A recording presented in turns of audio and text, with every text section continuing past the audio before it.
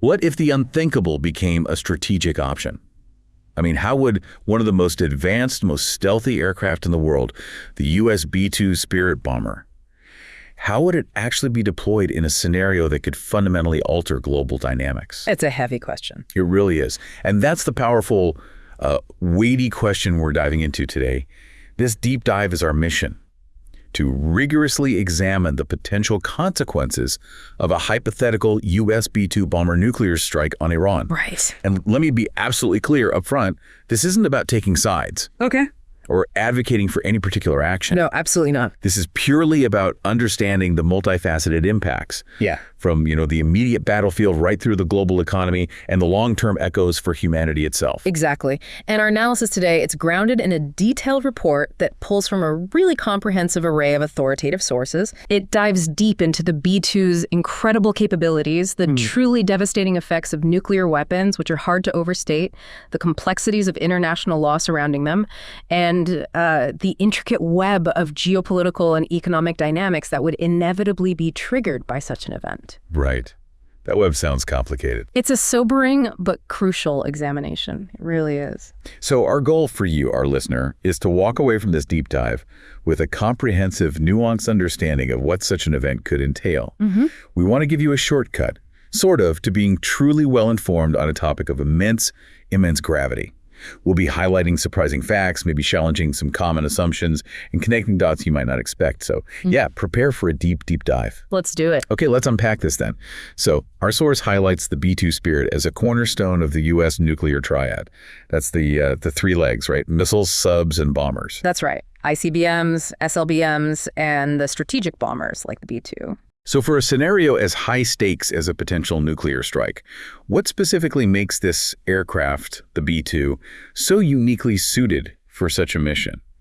And, what would be the core military rationale for even considering its deployment in this context? Well, one crucial insight here is how the B-2's unique capabilities align almost perfectly with an extremely specific and frankly incredibly challenging military objective. Okay. The B-2 Spirit was quite literally designed for long-range stealth missions against high-value, heavily defended targets. Right, the really tough nuts to crack. Exactly.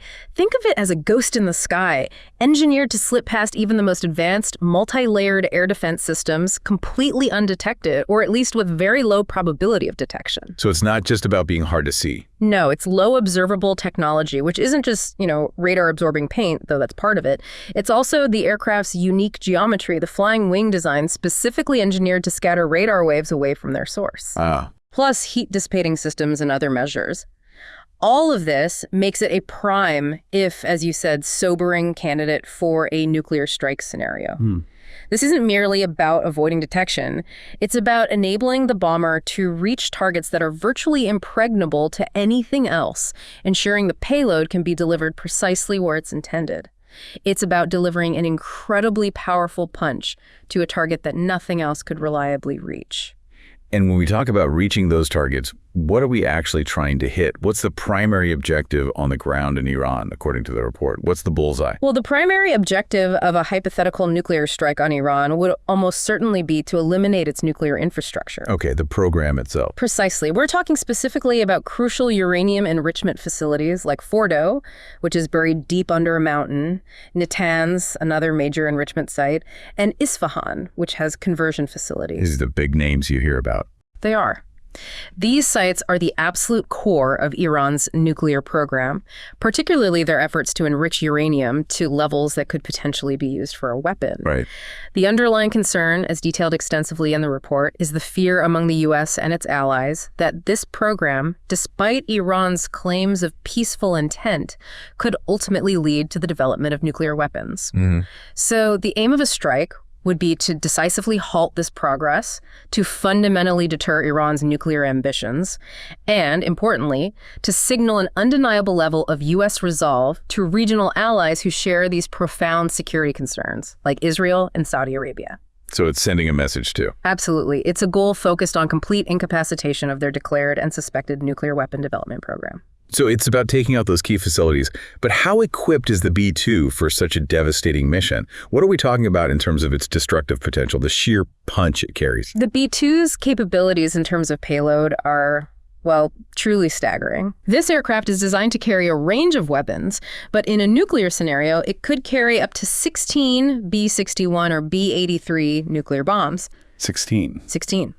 Now, to truly put that into perspective, these aren't small tactical weapons. Their yields, or destructive power, range from 0.3, so 300 kilotons, all the way up to 1.2 megatons. Megaton, help us understand that scale. Okay, a single megaton is equivalent to 1 million tons of TNT. 1 million tons? Yeah.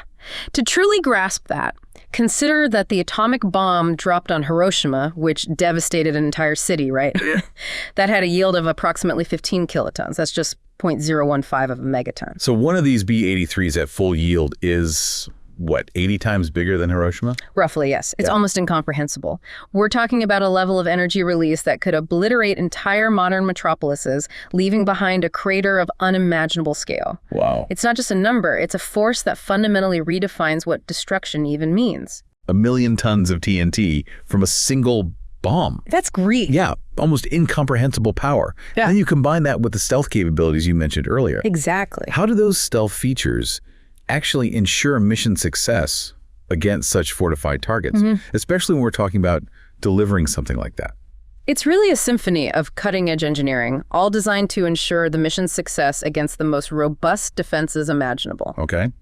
The B-2 employs that combination of radar-absorbing materials and the distinctive flying wing design that minimizes its radar cross-section, basically, how big it looks on enemy radar. Right, making it look like a bird or nothing at all. Essentially, yes. It often blends into background noise on radar screens.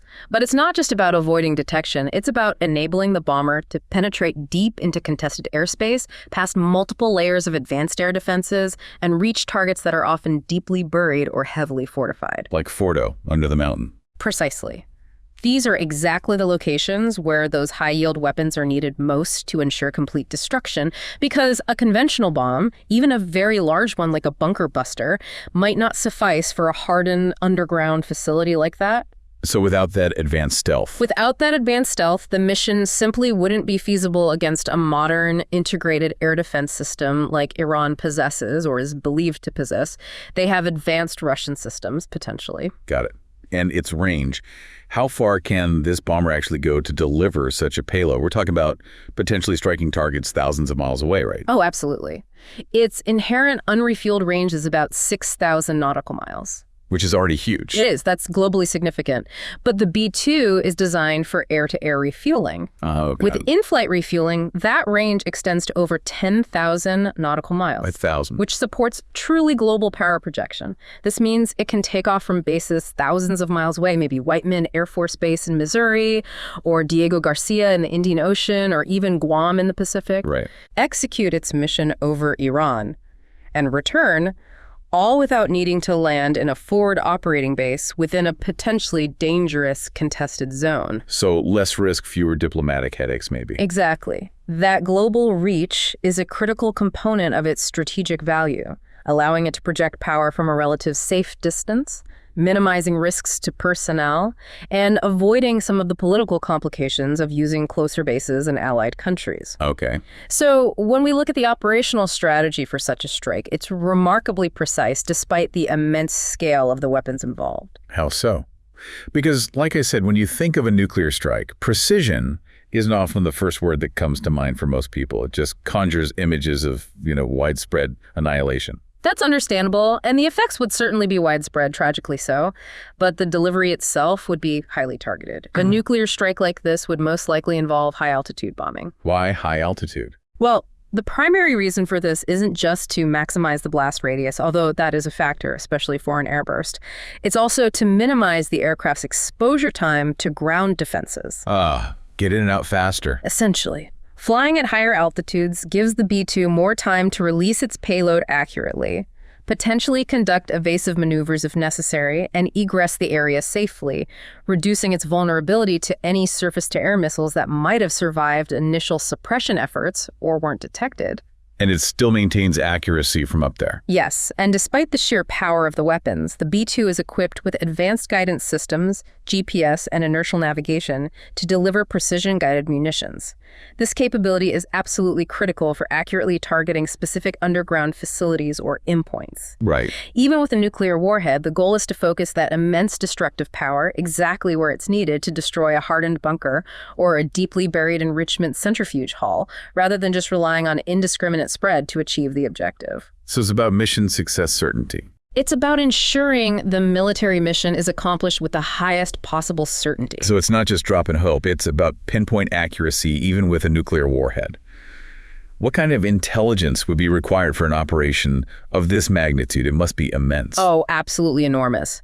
The operation would demand an unprecedented level of extensive intelligence, surveillance, and reconnaissance, what the military calls ISR. Okay. You would need real-time, highly accurate information to confirm the exact location of the target facilities, verify their current operational status, are they active, what's going on inside, and, crucially, assess the capabilities and readiness of Iranian air defenses and their overall military posture. So you need to know exactly what you're facing. Exactly. This isn't a mission you undertake without comprehensive and constantly updated intelligence on every facet of the target environment. The report also mentions that past U.S. operations, like Operation Midnight Hammer, demonstrate the B-2's capability to strike fortified sites. Midnight Hammer. Tell me about that. Operation Midnight Hammer was conducted back in 1998 against Iraq during Operation Desert Fox. B-2s flew nonstop from the U.S., delivered conventional precision-guided munitions, JDAMs, I believe, against hardened command and control bunkers. Okay, so conventional weapons, but the principle was the same. Exactly. While it used conventional weapons, it proved the B-2's unparalleled ability to conduct a long-range precision strike against deeply buried, hardened targets. It validated the core concept of the B-2's mission, delivering maximum destructive power to the most inaccessible places. Which is precisely what would be needed here. Precisely, albeit with a fundamentally different and far more devastating payload. It sounds like a technically advanced, meticulously planned operation aimed at achieving a very specific military goal. But what are the immediate tactical outcomes of such a strike? Does achieving that singular military objective of destroying nuclear facilities truly lead to a strategic advantage? Or is there a critical trade-off to consider? Because it feels like there always is, especially with something this big. You've hit on the crucial point. This is where it becomes a profound double-edged sword. Okay. On one hand, yes, there's a very high likelihood of achieving the immediate military objective, destroying key nuclear facilities like Fordo and Natanz, and setting back Iran's nuclear program by many years, perhaps even decades. So mission accomplished in that narrow sense. From a purely tactical, short-term military standpoint, it could be seen as a success in neutralizing their immediate capabilities. However, and this is a monumental however, the use of nuclear weapons would almost certainly provoke immediate and severe retaliation from Iran. How would they retaliate? We're talking about potential missile strikes against U.S. military bases in the region, Qatar, Bahrain, UAE, or against regional allies like Israel or Saudi Arabia. Sophisticated cyber attacks targeting critical infrastructure in the U.S. or its allies, or a massive escalation of proxy attacks by Iran-backed groups like Hezbollah across the Middle East. They have those capabilities. They possess a significant arsenal of ballistic and cruise missiles, some quite capable, and their cyber capabilities are well documented and have been used aggressively in the past. They also have extensive proxy networks. So any strategic advantage gained would be met with an immediate violent response. But couldn't some strategists argue that simply demonstrating that capability, showing that willingness to use nuclear weapons, even if it provokes a response, achieves some kind of long-term deterrence? Does the report address that argument? That's a valid strategic point that some might raise, the idea of reestablishing deterrence through extreme measures. Right. However, the report strongly highlights that the strategic advantage gained from such a strike might be almost immediately offset, or even completely negated, by vastly heightened regional tensions and critically overwhelming global condemnation. The backlash. Exactly. The act of using nuclear weapons, especially preemptively, even in a seemingly precise strike, would fundamentally shift the global paradigm. It breaks a nearly 80-year taboo. While it might achieve a tactical goal in Iran, the long-term political and security costs would be immense.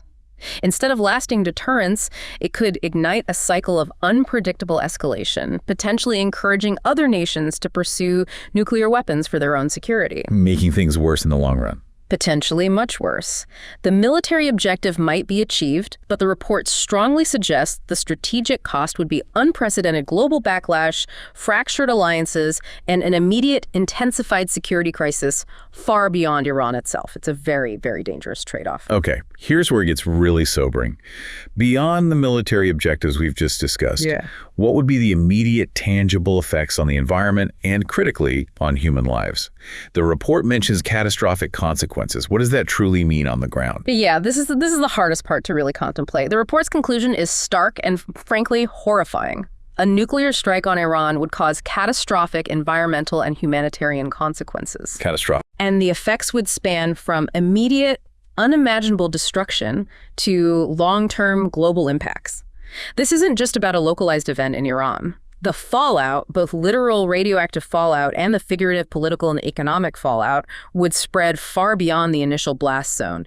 It would impact populations and ecosystems across borders and potentially for generations. This raises an important question then.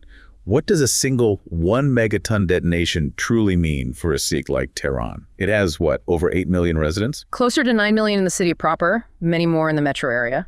Okay. Can you help us visualize that kind of impact, move beyond the abstract numbers? Absolutely. Let's try to conceptualize the short-term effects of a single 1 megaton nuclear detonation, using Tehran as our example, assuming an air burst for maximum effect against surface structures. Okay. First, the blast wave. A 1 megaton airburst over a city like Tehran would utterly destroy most civilian structures: homes, schools, hospitals, businesses, apartment buildings within a radius of about 6.2 kilometers or nearly 4 miles from ground zero. 4 miles in every direction. Just flattened. Utterly destroyed. Imagine an entire swath of a major metropolis, stretching for miles, simply ceasing to exist as anything but pulverized rubble and dust. And the severe damage wouldn't stop there. It would extend out to about 17 kilometers, or over 10 miles. 10 miles. That's a truly vast area of devastation, rendering countless homes, businesses, and critical infrastructure utterly unusable. It's not just damaged, it's gone, or damaged beyond repair. That's a staggering scale of physical destruction. What about the human cost from the initial blast and heat? Because that's often what we hear about from Hiroshima and Nagasaki, the immediate effects. Beyond the physical obliteration from the blast wave, there's the thermal radiation. This is the intense heat, the blinding flash of light traveling outwards at the speed of light. Right. A 1 megaton blast could cause fourth-degree burns that's severe, full-thickness burns that penetrate all layers of skin, charring muscle and bone up to 10 kilometers, or over 6 miles away from the detonation point. 6 miles. Anyone caught in the open. Anyone caught in the open, or even near windows, within that vast circle would suffer horrific, often fatal thermal injuries. In a densely populated urban area like Tehran, with millions of residents and vast amounts of flammable materials, wood, fabrics, fuel, this immense thermal energy would ignite countless fires simultaneously. Creating a firestorm. Very likely. This could rapidly lead to a phenomenon known as a firestorm, where individual fires merge and coalesce into a massive, self-sustaining inferno.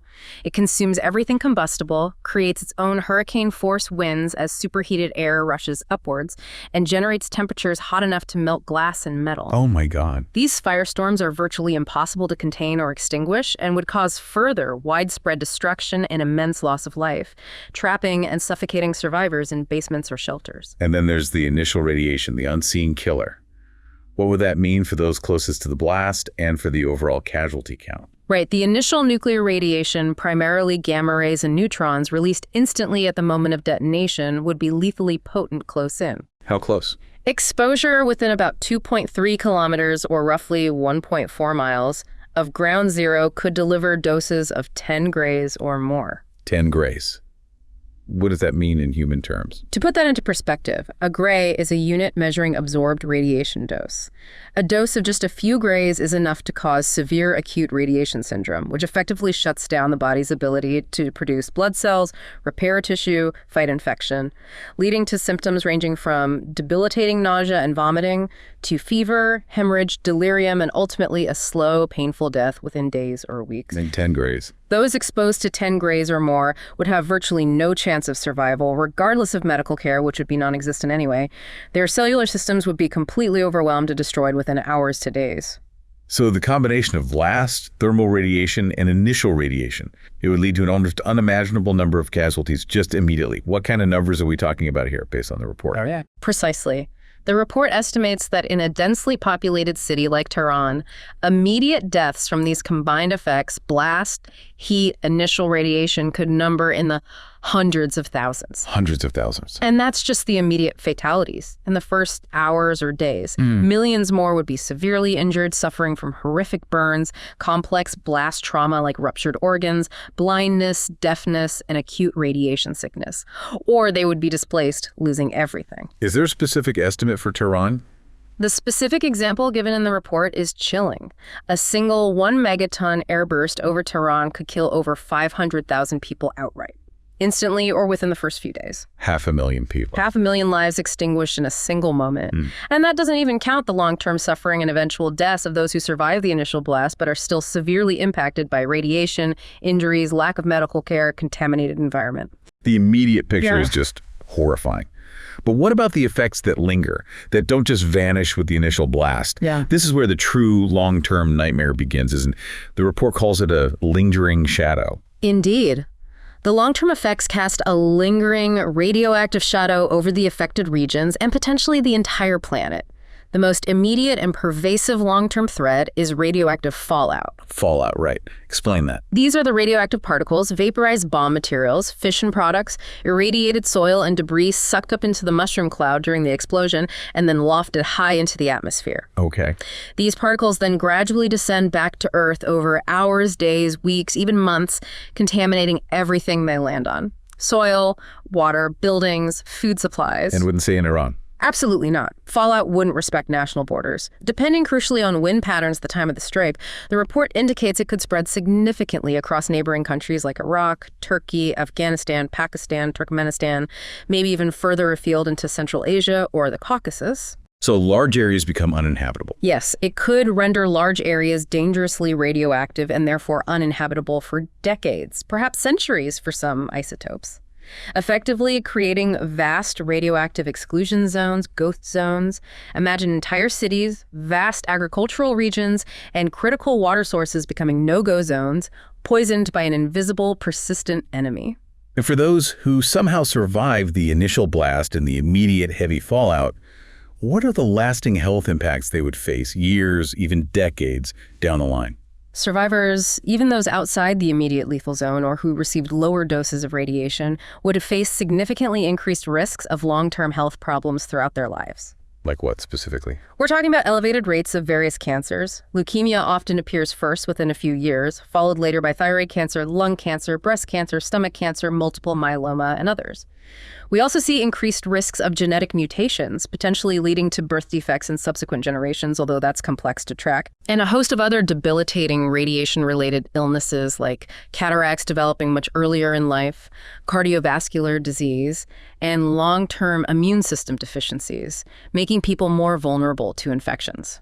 Is there historical precedent for this? Absolutely. The historical data from the long-term studies of survivors in Hiroshima and Nagasaki serves as a grim parallel here. Elevated cancer rates and other chronic health issues persisted for decades among the survivors, the hibakusha, underscoring the enduring biological damage caused by even non-lethal doses of radiation. So the suffering doesn't end when the smoke clears? Not at all. For many, it would just begin a new, prolonged chapter of illness, loss, and uncertainty. And what about the broader environment on a global scale? I've heard the term nuclear winter before. How would this fit into the picture of a strike like this, beyond just regional contamination? Is that a realistic concern from even a limited strike? It's a very serious concern, and the ecological damage could be profound and global, potentially pushing the planet into unforeseen climate scenarios. The report discusses this. The massive amounts of dust, soot, and aerosols injected into the atmosphere, not just from the initial blast, but especially from the widespread urban firestorms we discussed, could significantly disrupt global climate patterns. How does that work? This is the core concept behind nuclear winter, or the more likely nuclear autumn scenario from a smaller exchange. These atmospheric aerosols, particularly the black carbon soot from burning cities and forests, are very effective at absorbing sunlight high up in the stratosphere. Blocking the sun. Exactly. They would block sunlight from reaching the Earth's surface, leading to significantly reduced surface temperatures across the globe, potentially for several years. This cooling would disrupt rainfall patterns and dramatically shorten growing seasons worldwide. Impacting food. The impact on agriculture would be severe, potentially catastrophic. It could lead to widespread crop failures and famine, collapsing global food systems, particularly impacting populations already living on the edge. It could also trigger broader ecosystem collapse, even in areas far removed from the direct strike. It's a chain reaction with truly global consequences for climate, food security, and biodiversity. So even a limited nuclear strike isn't really limited at all. Not in its potential consequences, no. And if we connect all of this, the immediate destruction, the fallout, the long-term health effects, the potential climate disruption to the bigger picture, this isn't just about localized destruction or regional contamination. It's about triggering a humanitarian crisis of unprecedented scale, one that would completely overwhelm existing global capabilities and aid structures. How would that unprecedented humanitarian crisis manifest itself? Beyond the direct casualties and immediate radiation sickness, what would be the practical realities on the ground for those trying to survive or, hypothetically, anyone trying to help? Well, first, the destruction of critical infrastructure would be devastating and pervasive. We're talking about hospitals being vaporized or rendered unusable, water treatment systems destroyed, leading to contaminated water sources, power grids collapsing, plunging survivors into darkness, communication networks down, cutting off contact, transportation hubs like airports and rail lines obliterated. Everything needed for society to function. Everything essential for any semblance of organized society or emergency response. Their collapse would mean that even those who survived the initial blast and immediate fallout would face an immediate lack of medical care for injuries.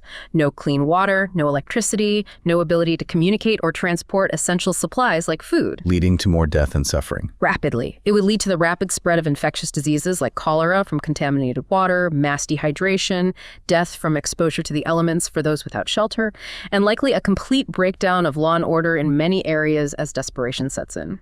And the sheer number of people fleeing the affected areas. You mentioned refugees earlier. That alone sounds like an insurmountable challenge. The displacement of populations would be immense, creating a refugee crisis of truly unimaginable proportions. Millions would be forced to flee areas rendered uninhabitable by destruction or unsafe due to radiation, creating a refugee crisis the report describes as potentially orders of magnitude larger than current global conflicts. Orders of magnitude. Imagine millions of desperate people, injured, sick, traumatized, with nothing but the clothes on their back streaming across borders into neighboring countries like Iraq, Turkey, Afghanistan, Pakistan. Countries that might already be struggling. Exactly. These countries would be completely overwhelmed, lacking the resources, food, water, shelter, medical care to cope with such an influx. International aid organizations would be stretched beyond their breaking point. The logistical challenges alone would be insurmountable, leading to immense suffering in refugee camps and potentially sparking further instability in the host countries. And could anyone even get in to help? That's another critical point. First responders, the very people you'd rely on in any disaster, local or international, would likely be unable to operate safely and effectively in the contaminated areas. Why? Their equipment could become contaminated, putting them at risk. They'd need specialized protective gear, which would be in short supply. Radiation monitoring would be essential but difficult. Many areas would simply be too dangerous to enter due to high radiation levels. So relief efforts would be crippled from the start. Severely strained, yes, making it incredibly difficult, if not impossible, to reach and assist the millions in need within the immediate blast and fallout zones. The scale of human suffering would be immense, prolonged, and almost impossible to mitigate effectively, leading to countless secondary deaths from disease, starvation, and exposure long after the initial bombs fell. Okay, let's shift gears slightly. Beyond the immediate and long-term human and environmental cost, which is just staggering to consider, such an act would send massive shockwaves through the global political landscape. Absolutely. It would reset the board. How would regional powers and major global institutions react? And what are the primary risks of escalation once such a line, the nuclear threshold, is crossed? Because crossing that feels like there's no going back. You're right, there's likely no going back. And one crucial insight here is the immediate ripple effect across established alliances and rivalries. It wouldn't just be about the US and Iran, it would fundamentally redraw the geopolitical map in real time, with immediate and far-reaching consequences for international relations everywhere. Let's start with the major players then. How would Russia and China, both countries with significant stakes in the region and globally, likely react to a U.S. nuclear strike on Iran? Russia and China both have, let's say, strategic partnerships with Iran, though complex ones. They would almost certainly condemn such a strike in the strongest possible terms. Why? Just because it's the U.S. acting? Partly, perhaps, but more fundamentally, they'd view it as a profound challenge to their own regional influence, a dangerous precedent of unilateral action bypassing international bodies like the UN Security Council, where they have veto power, and a destabilizing act against the existing international order, or at least the parts of it they value. So how might they respond concretely? Russia might be inclined to provide immediate military support to Iran, perhaps rushing in more advanced air defense systems like the S-400, sharing crucial intelligence, maybe even direct logistical aid to help Iran withstand further pressure or retaliate. China, which has significant economic ties with Iran and relies on Middle Eastern energy, would likely use its considerable economic leverage. They could impose severe economic pressure against the U.S., perhaps curtailing trade, selling off U.S. Treasury bonds, which could destabilize U.S. borrowing costs, maybe even coordinate with others to move away from the dollar in international trade. Their reaction would be about protecting their strategic interests, projecting their own power, signaling disapproval of unilateral nuclear use, and managing the fallout for global energy markets they depend on. Okay. And what about the Middle Eastern countries themselves? Many of them have incredibly complex, often fraught relationships with Iran. How would they respond to such an event unfolding right in their backyard? Their reactions would be highly varied, incredibly sensitive, and potentially change rapidly. Israel, for instance, would almost certainly support the strike, possibly even claiming some vindication. Because they see Iran's program as an existential threat. Exactly. They view Iran's nuclear program as an existential threat and have long advocated for or considered military options themselves. They might see it as necessary, however risky. But what about others, like Saudi Arabia or the UAE? They're rivals with Iran, but... Exactly. Other key regional players like Saudi Arabia, the UAE, Egypt, Jordan. While often deeply at odds with Iran, they could find themselves in an extremely difficult position. They would likely criticize the strike, perhaps strongly, due to the immense risks of regional instability it would unleash. Instability that could easily spill over their borders. Precisely. Not to mention the very real potential for widespread radioactive fallout crossing their borders, which could lead to environmental and health crises within their own populations. They'd be terrified of escalation. And then there are Iran's proxies. Right, Hezbollah, the Houthis. Groups like Hezbollah in Lebanon, the Houthis in Yemen, various militias in Iraq and Syria. These are powerful non-state actors armed and supported by Iran. They would almost certainly escalate their attacks significantly against U.S. interests, U.S. personnel, and U.S. allies throughout the region, potentially dragging other nations directly into a broader conflict. The entire Middle East would become an active volcano. It sounds incredibly vital. What about the major global bodies, the ones designed, at least in theory, to maintain international order and prevent conflicts from spiraling? How would they respond to such an unprecedented act, which seems to violate so many long-held norms? Global institutions would be thrust into an immediate and profound crisis of legitimacy and capability.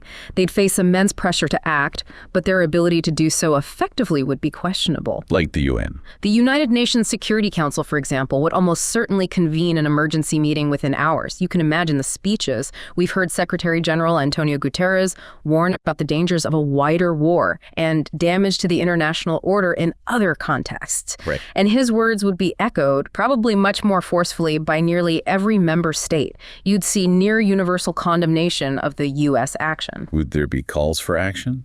Sanctions? Immense pressure for severe sanctions against the U.S., renewed calls for global nuclear disarmament. The U.S. would face unprecedented diplomatic isolation. It would likely struggle to garner support for any future actions or resolutions on other global issues, from climate change to trade. Its soft power and moral authority would be shattered. And what about NATO? the core Western alliance. Would they stand with the U.S. on this, given the nuclear taboo being broken? That's a critical question for transatlantic relations. While NATO might not directly oppose the U.S. publicly due to the Article 5 mutual defense commitment and deep institutional ties, internal divisions would undoubtedly emerge, and they would likely be severe and damaging. How so? Key European members like France and Germany, who often advocate for diplomatic solutions, arms control, and have strong anti-nuclear sentiments in their populations, would likely express grave concerns privately and perhaps even publicly. They'd push vehemently for de-escalation rather than supporting further military action or endorsing the initial use of nuclear weapons. So the alliance could fracture. The unity of the alliance would be severely tested, potentially leading to long-term fissures and a deep questioning of the very foundations of transatlantic security cooperation, especially regarding nuclear sharing agreements and doctrines. It could fundamentally weaken the alliance from within. And all this brings us to the ultimate nightmare, really. This raises the most important question. Once such a line, the nuclear threshold, is crossed, what are the irreversible pathways to broader conflict, a wider war? This is the fear that haunts policymakers and analysts. Yeah, that's the ultimate nightmare scenario, isn't it? The unknown of what comes next after the first nuclear weapon is used in anger since 1945. What would be the most immediate forms of Iranian retaliation beyond just the proxies we mentioned, and how could that escalate uncontrollably? Iranian retaliation would likely be multifaceted, swift, and designed to impose maximum cost and demonstrate resolve even in the face of nuclear attack. They could respond with sustained ballistic and cruise missile strikes targeting U.S. military assets across the region, major bases in Qatar, Bahrain, UAE, maybe even ships at sea. Or allies. Or potentially targeting allied countries like Israel or Saudi Arabia directly, trying to widen the conflict and rally support. Sophisticated cyber attacks against critical infrastructure in the U.S. or its allies targeting power grids, financial systems, transportation networks would also be a high probability, aiming to cause chaos and disruption. And the proxies would be fully unleashed. Widespread activation of their proxy forces, potentially activating sleeper cells globally, or launching coordinated attacks against U.S. personnel or diplomatic facilities far beyond the Middle East. But crucially, and this is the most terrifying variable. What's that? If Iran possesses or manages to acquire or rapidly assemble nuclear weapons after such an attack, perhaps as a desperate measure, feeling they have nothing left to lose, or having had a secret program, the risk of a nuclear counter-retaliation, or even a full nuclear exchange if things spiral further, increases dramatically. That would be the absolute point of no return. That would be the ultimate nightmare scenario, where the initial strike sparks an uncontrollable escalatory spiral into wider nuclear war. And beyond that immediate retaliation, the risk of a full-scale regional war involving conventional forces. Yeah. It feels almost inevitable in this scenario, doesn't it? It feels highly probable, yes. The strike could easily ignite a full-blown regional war, drawing in Israel, Saudi Arabia, potentially Turkey, Egypt, and other regional powers into direct military confrontations. Why? Once the initial nuclear strike occurs, the already complex web of alliances and rivalries in the Middle East could quickly unravel. Each side might feel compelled to act, either to defend their interests, avenge attacks on allies, shore up their own security, or perhaps even seize perceived opportunities amidst the chaos. Yeah, could it go global? That's the ultimate fear. There's a very real potential for global involvement if Russia or China decide to escalate their responses beyond diplomatic condemnation to direct military intervention or extensive economic warfare. How might that look? This could include supplying highly advanced weaponry to Iran, providing real-time intelligence support, imposing crippling economic sanctions or counter-sanctions, or even deploying their own forces in a deterrent or supportive role near the conflict zone. This could turn a devastating regional conflict into something far, far worse. A direct confrontation between global nuclear powers. It's a terrifyingly slippery slope. It is, where the first step, the initial nuclear use, is undoubtedly the most dangerous, and the final destination is horrifyingly unforeseeable. So we've covered the strategic, the humanitarian, the geopolitical implications, all incredibly grim. Now let's unpack the legal and ethical tightrope, the use of nuclear weapons under international law and moral frameworks. This brings us into a truly complex moral and legal minefield, doesn't it? Absolutely. And one crucial aspect here is how existing international frameworks, both legal and ethical, really struggle to accommodate the unique, indiscriminate, and overwhelmingly destructive nature of nuclear warfare. They weren't really designed for this. Many core principles of international law governing armed conflict, like international humanitarian law, IHL, were developed or codified long before the nuclear age, or with conventional warfare primarily in mind. So applying them to nuclear weapons presents profound challenges and deep disagreements. Okay, so how does international law actually address nuclear weapons? What are the key treaties and rulings that would come into play, and how would they view a preemptive nuclear strike like the one we're discussing? Well, the cornerstone is the Treaty on the Non-Proliferation of Nuclear Weapons, the NPT, from 1970. Right, most countries are party to that. Yes, nearly all. It broadly prohibits non-nuclear states from acquiring nuclear weapons and requires nuclear weapon states to pursue disarmament. Crucially, it doesn't explicitly ban use, but implies it's only permissible, if at all, in very specific extreme circumstances, primarily interpreted as self-defense against an ongoing armed attack. So a preemptive strike against a non-nuclear state. A preemptive strike on Iran, as described in our hypothetical scenario, especially against a state that, while suspected of pursuing weapons, does not possess them, or is not currently launching an attack, would be extremely unlikely to meet the strict criteria for self-defense under the NPT or customary international law. It would be seen as a violation. Almost certainly. It would likely be interpreted by the vast majority of international legal scholars and states as a clear violation of the spirit, if not the letter, of the NPT and fundamental UN Charter principles against aggressive force. This could seriously undermine the entire non-proliferation framework. And the International Court of Justice, the ICJ, the UN's top court, they've also weighed in on this, haven't they? Their 1996 ruling seems to be a key point of reference. Yes, absolutely. In 1996, the ICJ issued a landmark advisory opinion on the legality of the threat or use of nuclear weapons. It's highly significant, though also quite nuanced and still widely debated. What did it say? They ruled that the threat or use of nuclear weapons is generally contrary to the rules of international law applicable in armed conflict, and particularly the principles and rules of international humanitarian law, or IHL. Why contrary to IHL? This is particularly relevant when considering two fundamental principles of IHL, distinction and proportionality. Distinction requires that combatants must always be distinguished from civilians, and attacks must only be directed at legitimate military targets. Which nuclear weapons can't really do. Exactly. Nuclear weapons, with their massive blast radius, intense thermal radiation covering vast areas, and widespread radioactive fallout that drifts indiscriminately, make it virtually impossible to distinguish between military personnel and innocent civilians, especially in or near populated areas.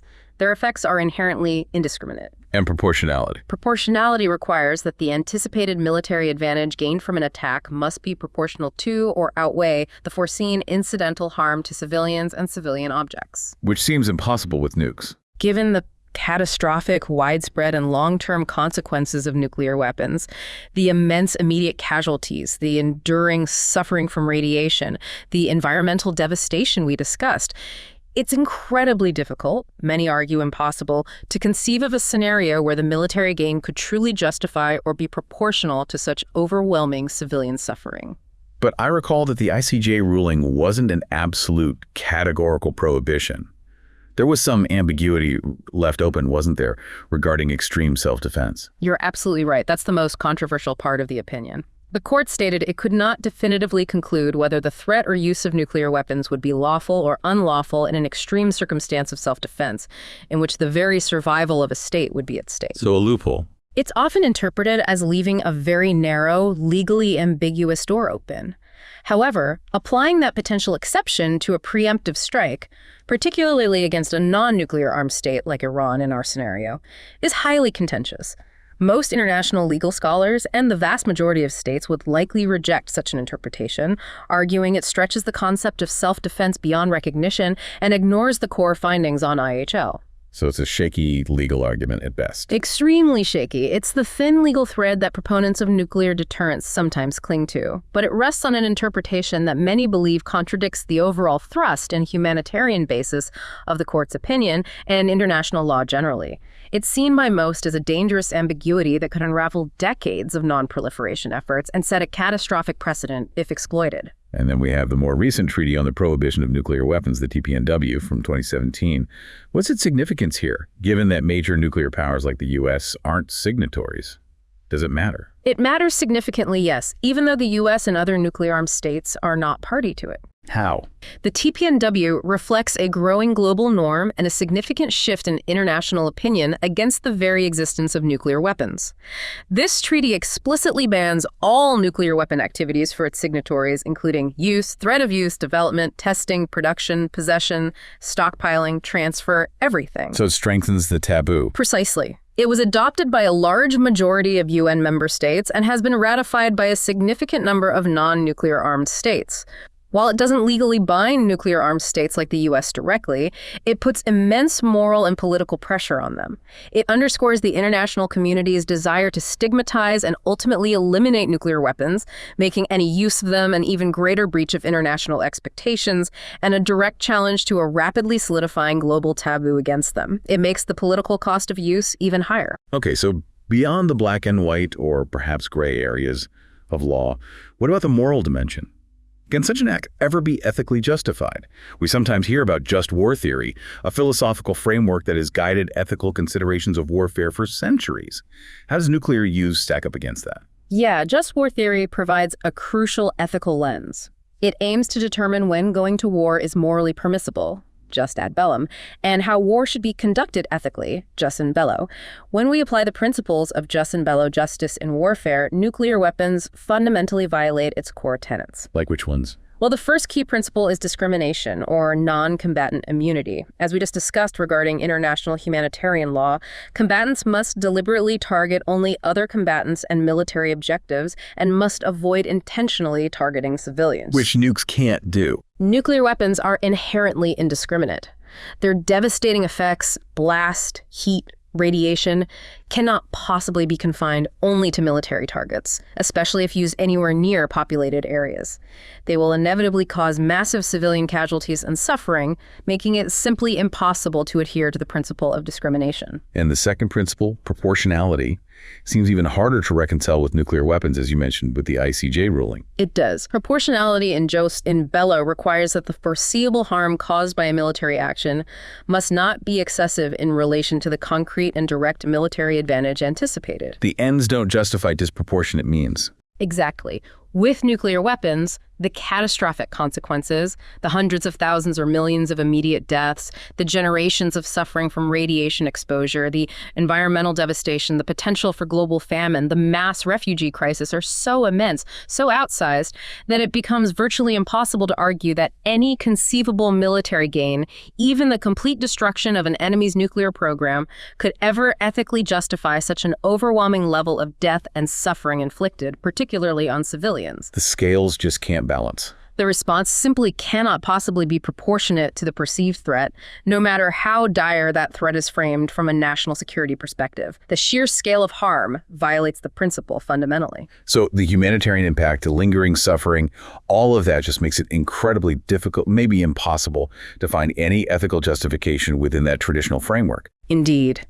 The long-term suffering from radiation, the contamination of vast areas making them unusable for generations, the potentially irreversible ecological damage, and the unprecedented displacement of populations all raise profound and enduring moral questions about the justification for such a strike. From almost any mainstream ethical standpoint that values human life, civilian protection, and the sanctity of the global environment, it's exceptionally difficult, if not impossible, to reconcile these predicted outcomes with the use of nuclear weapons. And this raises another important question. What would be the practical repercussions for the nation initiating such a strike in the eyes of the world? Not just morally, but legally, and in terms of its international standing and credibility. That's a critical point. Beyond the immediate condemnation we talked about, are there actual legal consequences the U.S. or its leaders could face? And how would this impact their alliances and global influence? A nuclear strike, especially one deemed preemptive and potentially in clear violation of international law and norms, could lead to widespread, serious accusations of war crimes. Against leaders. Potentially against political and military leaders responsible for the decision. While prosecution might be difficult given political realities and jurisdictions, there's a real possibility that the U.S. as a state could face international condemnation, perhaps resolutions in the UN General Assembly, maybe even attempts to bring cases before international tribunals, or be subject to targeted sanctions and diplomatic isolation from many other nations. So more than just bad PR. Oh, much more. It's not just about diplomatic wrist-slapping. It's about a profound and potentially irreversible erosion of international trust and legitimacy. Such a blatant violation of international humanitarian law and the nuclear taboo would significantly damage U.S. credibility on the global stage. How would that affect alliances? It could fracture its alliances worldwide. Many nations, even long-standing allies, would feel compelled to distance themselves, either fearing guilt by association, facing domestic political pressure, or simply unwilling to support a major power that acts so far outside established global norms and legal frameworks. It would profoundly reshape global perceptions of U.S. leadership and responsibility for decades, making it far harder to build coalitions, exercise influence, or gain cooperation on other critical global issues. The damage to its soft power could be irreparable. Okay. Finally, let's connect all of this to the bigger picture of the global economy. How would a nuclear strike on Iran translate into impacts on our daily lives, maybe thousands of miles away? Thinking about things like gas prices, financial markets, because these events rarely stay contained, do they? No, they absolutely do not. And one crucial insight here is the immediate and severe impact such an event would have on critical global sectors that affect everyone, everywhere. The economic ramifications would be felt globally and almost instantly, extending far beyond the borders of the Middle East. Let's start with oil prices then. That seems like the most obvious connection, the lifeblood of so much of the global economy. How would this scenario specifically impact energy markets, given Iran's position? Iran's position is critical in two ways. First, it's a major oil producer itself, one of the largest OPEC members. Right. But perhaps even more importantly, it sits right next to the Strait of Hormuz. This narrow choke point connecting the Persian Gulf to the open ocean is absolutely vital to global energy markets. How vital? A staggering 20%, one-fifth of the world's total oil supply, roughly 20 million barrels per day, passes through the Strait of Hormuz every single day, plus a significant amount of liquefied natural gas, LNG. Wow, 20%. Yes. So a nuclear strike on Iran would undoubtedly disrupt both its direct oil production, as facilities are damaged or operations cease amidst chaos, and even more significantly, it would threaten the transit of all oil through the strait, either through direct damage, mines, insurance rates skyrocketing, or Iran attempting to close it in retaliation. And what would that do to prices? This disruption, or even just the immediate fear of disruption, would instantly send shockwaves through global energy markets. Oil prices would skyrocket to unprecedented levels. The report suggests $130 per barrel or even higher could be reached very quickly, possibly spiking even more dramatically in the initial days of panic and uncertainty. And what does that kind of price surge mean for the average person or for businesses and broader economies around the world? That kind of oil price surge translates almost immediately into significantly higher energy costs worldwide. You'd see it right away at the gas pump when you fill your car. Your electricity bills would jump as power plants pay much more for natural gas or oil. And the cost of goods. Exactly. The cost of virtually all goods that rely on transportation or manufacturing would increase, because energy is a key input cost for almost everything.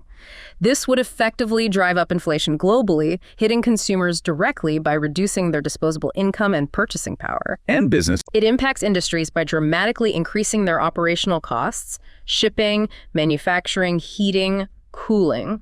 This could lead to reduced production, supply chain breakdowns, layoffs, and potentially widespread economic contraction.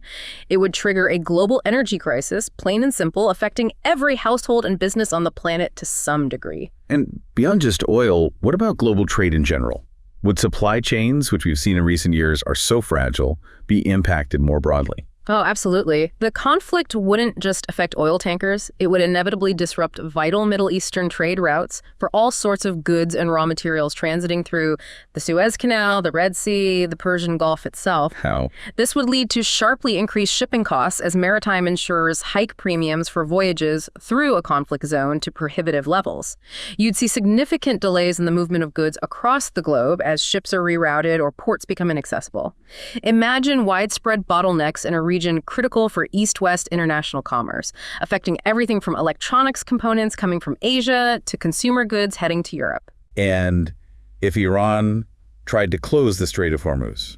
Furthermore, a highly probable Iranian retaliation, as we discussed, would be to threaten or actually attempt to close the Strait of Hormuz, maybe using mines, anti-ship missiles, or small boat attacks.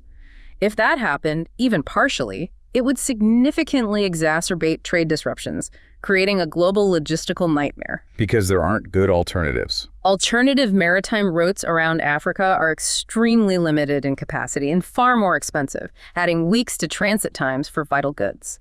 This would cripple supply chains for potentially months, affecting everything from electronics to food to manufactured goods globally. So what does all this mean for the financial stability of the world? It sounds like a recipe for serious market upheaval, perhaps even triggering a global recession. You're exactly right. Financial markets would face immediate and profound volatility. We'd likely see crashes reminiscent of major historical downturns, like 2008 or worse. How would that play out?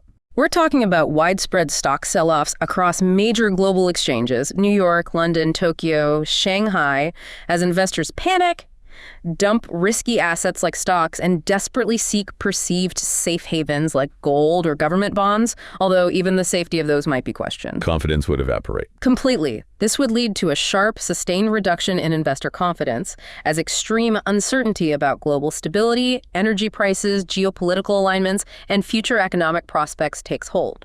The sheer act of using nuclear weapons, given its unprecedented nature since WWII, could easily be the trigger for a severe global recession or even a depression. Why? How does the act itself cause a recession? Fear and uncertainty are incredibly potent poisons for economic activity. They cause consumers to stop spending on anything non-essential. They cause businesses to halt investment plans and hiring. They freeze up credit markets. This collective paralysis undermines economic activity across the board, pushing economies into deep contraction and potentially a prolonged global downturn. And this raises one last important question. While everyone would feel these economic shocks to some degree, who would bear the brunt of these long-term economic impacts most severely? That's a crucial point. It often seems that the most vulnerable populations in developed nations are hit hardest by these kinds of global shocks. Is that the case here as well? Tragically, yes, almost certainly. The long-term economic impacts would be disproportionately felt by developing nations and marginalized groups within all countries, dramatically exacerbating existing global inequalities. In what ways? Well, think about the cascade. We're looking at increased global defense spending, diverting resources from development aid. Widespread sanctions that could ripple through complex trade networks, hitting smaller economies hardest. Potential trade wars that further strain the global economy. But the real crushing burden for the world's poor would come from the sustained higher energy and food costs. Why is that impact so much worse for them? For wealthier nations, it might mean painful adjustments, higher gas prices, more expensive groceries, a strain on household budgets, annoying, maybe difficult, but generally survivable. But for developing nations, which often rely heavily on imported food and energy, and where populations spend a much larger percentage of their income on these basics, It becomes a matter of survival. Exactly. It could mean widespread food insecurity rapidly turning into outright famine, pushing millions who are already chronically hungry over the edge, particularly in regions like sub-Saharan Africa or parts of South Asia that are heavily import-dependent.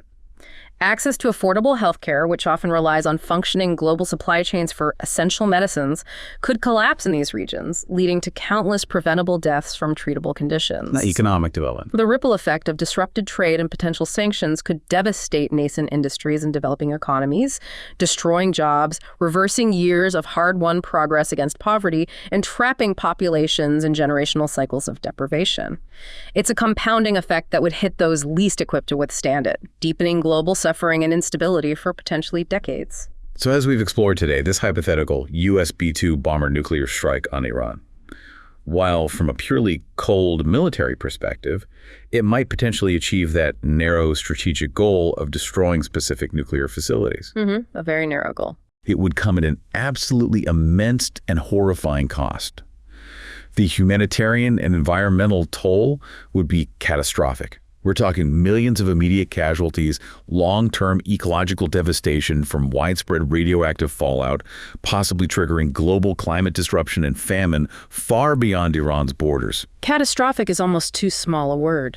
Geopolitically, it would ignite universal condemnation, risk unprecedented escalation that could draw in global powers like Russia and China, potentially leading to wider war, and fundamentally reshape international alliances, severely isolating the U.S. A pariah state, potentially. Legally, it would almost certainly violate established international law, leading to accusations of war crimes and causing severe, maybe irreparable damage to U.S. credibility and standing on the global stage. undermining the entire international legal order. And economically, it could trigger a severe global energy crisis, cause widespread trade disruptions leading to supply chain collapse, and plunge the world into a deep global recession that disproportionately harms the most vulnerable populations worldwide. The knock-on effects are almost limitless. This deep dive, grounded in the meticulous analysis of the report we've been discussing, reveals the profound, potentially irreversible consequences inherent in even contemplating such a strike. It forces us, and hopefully you, to confront not just the immediate blast, but the enduring radioactive fallout, both literal and metaphorical, of decision-making on this kind of global scale. It really does. And as you reflect on what we've discussed today, maybe consider this final thought. In a world as deeply interconnected as ours, by trade, by climate, by information, by security, can any nation, no matter how powerful, truly isolate itself from the fallout of such a profound and globally consequential act? Can anyone truly remain untouched when the unthinkable happens?